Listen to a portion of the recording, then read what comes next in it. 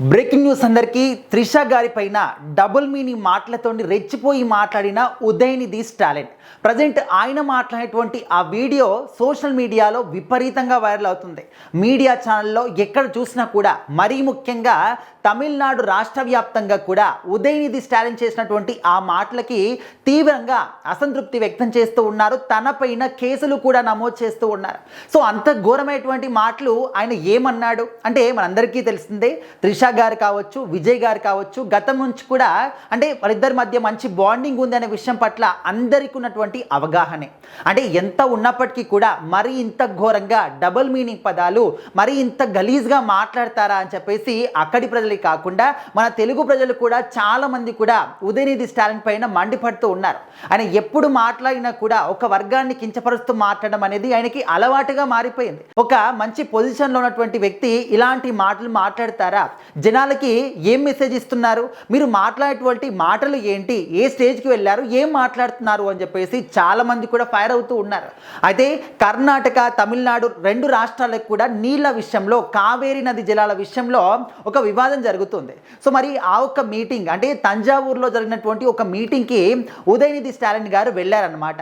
So అక్కడ మాట్లాడుతున్నప్పుడు విజయ్ గారు అంటే సీఎం విజయ్ గారి పట్ల మన రాష్ట్రానికి ఒక్క నీటి బొట్టు కూడా రాలేదు అని చెప్పేసి ఆయన మాట్లాడుతున్నారు. సో ఆ క్రమంలో ఏంటంటే కొంతమంది ఆయన పార్టీ నేతలు మధ్యలో వచ్చేసి త్రిష త్రిష అని చెప్పేసి అరవడం స్టార్ట్ చేశారు.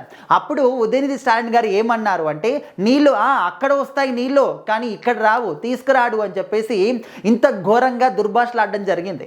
అంటే ఇండైరెక్ట్గా తను ఏం మాట్లాడుతున్నారు అనేది కూడా మనకు అంటే ప్రతి ఒక్కరు కూడా అర్థమవుతుంది. చదువుకోని వాళ్ళకు కూడా అర్థమయ్యేటువంటి అలాంటి హేట్ స్పీచ్ అనేది ఉదయనిధి స్టాలిన్ గారు చేశారు. అంటే రాష్ట్రానికి నీళ్లు తీసుకురాడు కానీ త్రిష గారి దగ్గర నీళ్ళు వస్తాయి అంటే దీన్ని మనము ఏ విధంగా తీసుకుంటాము? ఒక రకంగా చూసుకుంటే లైంగిక వేధింపులు అని చెప్పేసి కూడా మనము క్లియర్గా మెన్షన్ చేయొచ్చు. సో అలాంటి వ్యాఖ్యల్ని ఉదయనిధి గారు మాట్లాడడం జరుగుతుంది. ఒక రెస్పాన్సిబిలిటీ ఉన్నటువంటి పొజిషన్ ఉన్నటువంటి వ్యక్తి ఒక వ్యక్తి పైన, ఒక అమ్మాయి పైన ఈ విధంగా అసభ్యకరమైనటువంటి పదాలు వాడడం ఎంతవరకు కరెక్టు అని చెప్పేసి తమిళనాడు రాష్ట్ర వ్యాప్తంగా కూడా తన పైన కేసులు కూడా నమోదు చేస్తూ ఉన్నారు. టీవీకే పార్టీ సభ్యులు చాలా మంది కూడా తన పైన కోపంగా ఉన్నారనమాట. ఇదేం కొత్త కాదు, ఇంతకుముందు కూడా చాలా సందర్భాల్లో ఎంత అసభ్యకరంగా మాట్లాడతారైనా అని చెప్పేసి ఇప్పటికీ చాలా మంది కూడా ఫైర్ అవుతూనే ఉంటారు. మన తెలుగు వాళ్ళు దేశవ్యాప్తంగా ఉన్నటువంటి అండ్ ముఖ్యంగా హిందువులు ఎవరైతే ఉంటారో ఆయన మాటలని ఎప్పుడు కూడా వ్యతిరేకిస్తూనే ఉంటారనమాట. సో ఉదయనిధి స్టాలిన్ గారు మాత్రం పెద్ద తప్పే చేశారనమాట.